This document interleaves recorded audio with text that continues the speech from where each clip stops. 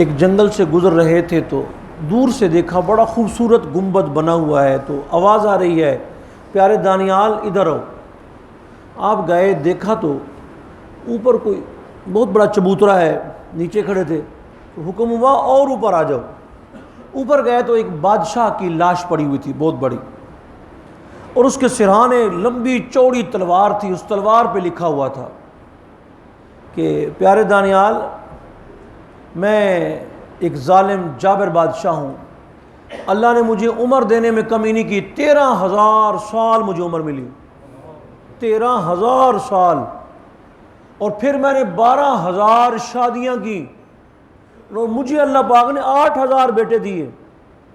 13,000 سال عمر ہے، 12,000 شادیاں ہیں، 8,000 میرے بچے ہیں، لیکن میں نے کیا کیا؟ میں نے اللہ تعالیٰ کی نافرمانی کی، میں سرکش ہو گیا، میں نہ مانا اللہ کی بات کو، بالآخر میرے ملک پہ قحط پڑ گیا۔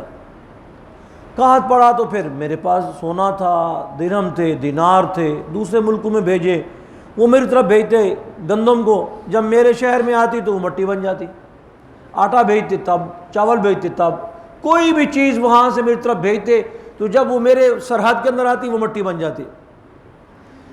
بالآخر میرے بیوی بچے مجھے چھوڑ گئے، اکیلا میں رہ گیا، کوئی بندہ نہیں تھا جو میری جان کو بچا سکے۔ میں نے دیکھا ایک فقیر جا رہا ہے، اس کے ہاتھ میں کاسا ہے، تو میں نے اس فقیر کے کاسے میں دیکھا روٹی کے 2-4 ٹکڑے تھے، میں نے اس کو کہا یار یہ 2-4 ٹکڑے مجھے دے دے، اور یہ بھرا ہوا جو دیناروں کا ایک پورا ایک تھیلا ہے نا یہ لے لے تم۔ اس نے کہا چل کام کر، تو یہ ٹکڑے دینے میں نے کام کرو، میں خود بھوکا ہوں۔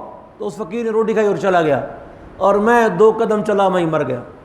تو یہ میری زندگی ہے اور یہ میری عبرت ہے، یعنی 13,000 سال عمر پانے کے بعد بھی وہ، اور اتنا دولت رکھنے کے باوجود بھی، اتنا بچے بیویاں، حکومت، فوج، سارا کچھ، لیکن کوئی شے بھی اس کو موت سے بچا سکی نہیں۔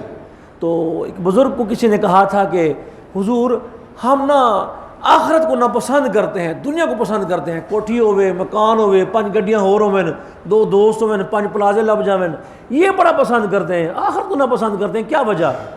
تو بزرگوں نے فرمایا میرا بیٹا کوئی بندہ ویرانے میں جانا چاہتا ہے؟ کہا نہیں۔ انہوں نے کہا ہم نے اپنی دنیا آباد کی ہے، آخرت کو ویران کر دیا ہے، اگر ہم آخرت کو آباد کرتے تو مسئلہ ہی کو نہیں تھا۔ تو ایک بندہ آیا بزرگوں کے پاس، امام سیوطی فرماتے ہیں، آخر لگا جی ایک تھوڑی جی عرض ہے کی، آخر لگا کہ موت کا علاج ڈھونڈ دو، تو بندے کو موت ہی نہ آئے۔ فرمایا ہاں میرے پاس علاج موجود ہے۔ وہ کیا؟ انہوں نے کہا موت کا علاج یہ ہے کہ اللہ کو مرنے سے پہلے راضی کر لو۔ تو بلے شاہ سے مرنا نہ ہی گور پیا کوئی اور، پھر کون سا مسئلہ ہے؟ جب اللہ راضی ہو گیا تو پھر موت کون سی بات ہے؟ پھر تو ملک الموت جب آتا ہے وہ آگے کہتا ہے اللہ تمہیں سلام کہہ رہا ہے، تو وہ کہتا ہے میں تیار ہوں، مجھے اللہ کے پاس لے چلو۔ تو یہ فانی زندگی ہے، 2 دن کے لیے ہم آئے ہیں، اور یہ خواب ہے۔ اب دیکھو مجھے بتاؤ چھوٹی سی بات ہے، ڈرامے کے اندر کوئی بندہ مثلا صدر بنا ہوا ہے یا کوئی جج بنا ہوا ہے ڈرامے کے اندر، اب ڈرامے سے نکل کے وہ کہے میں جج ہوں، تو اس کو تھپڑ نہیں ماریں گے؟ پاگل کہیں گے، وہاں تو ڈرامہ چل رہا تھا تو اس میں جج بنا ہوا تھا، کوئی صدر بنا ہوا تھا، کوئی بلا بنی ہوئی تھی، اب کوئی شے نہیں ہے۔ تو یہ دنیا اللہ فرماتا ہے یہ کھیل تماشا ہے، ڈرامہ ہے، کچھ بھی نہیں ہے۔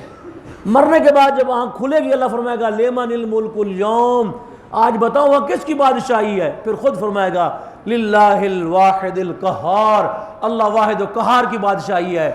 اس کی بادشاہی میں کسی کی بات سنی نہیں جائے گی، لیکن اسی کی بادشاہی میں ایک ممبر بچھایا جائے گا، اس پہ حبیب کردگار کو کھڑا کیا جائے گا، فرمایا جائے گا میری بادشاہی ہے، کسی کو بولنے کی اجازت نہیں، لیکن کہا خدا نے شفاعت کی بات محشر میں میرا حبیب کرے، کوئی دوسرا نہ کرے۔ اس وقت حضور فرمائیں گے، بلکہ صحابی نے پوچھ ہی لیا حضور اگر ڈھونڈنا چاہوں قیامت میں تو کہاں ڈھونڈوں؟ سرکار نے فرمایا 3 مقامات پر، یا حوض کوثر پہ پلا رہا ہوں گا، یا میں میزان پہ تلوا رہا ہوں گا، یا پل سرا سے گزروا رہا ہوں گا۔ تو سرکار کی بات بنے گی وہاں پہ، اور رب کی عطا سے اللہ نے مقام دیا، ہم نے نہیں دیا، وہ مقام اللہ پاک نے عطا فرمایا۔ تو اس طرح بندہ زندگی گزارے اپنی کہ جب حضور کے پاس جائے حضور خوش ہوں، اللہ کی بارگاہ میں جائے تو اللہ پاک خوش ہو، اور جنت اس کے لیے مشتاق ہو جائے، اور یہ دنیا آپ کے لیے آسان ہو جائے۔ اللہ پاک ہم سب کو فکر آخرت نصیب فرمائے۔ وما علیہ الا البلاغ۔ السلام۔